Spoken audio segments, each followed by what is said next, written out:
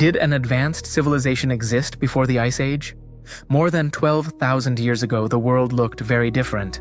Massive ice sheets covered much of the northern hemisphere, and sea levels were over 100 meters lower than they are today.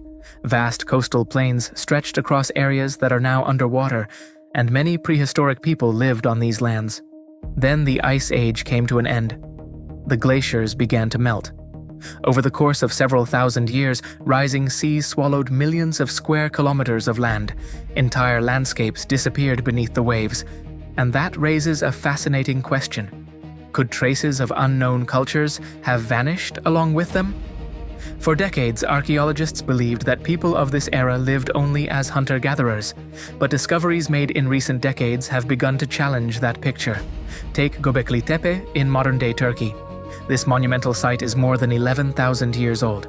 Its enormous stone pillars, carved with intricate reliefs, were built at a time when, according to traditional theories, complex organized societies shouldn't have existed. So how did people accomplish something like this? And Göbekli Tepe isn't the only example. Nearby lies Karahan Tepe, suggesting that it may have been part of a much larger cultural landscape than we imagined only a few years ago. Rather than an isolated site, it could be the remains of a civilization whose true scale we still don't fully understand. And by the way, if you're as fascinated by history as I am, I've created my own ebook about Sparta. Not the Hollywood myths from 300, but the real history of one of the toughest societies of the ancient world. It includes dozens of pages, maps, illustrations, and references to historical sources. You'll find the link in the comments. Similar questions surround several underwater structures. Among them are Bimini Road in the Bahamas and the formations near Japan's Yonaguni Island. Most scientists explain these formations as the result of natural geological processes.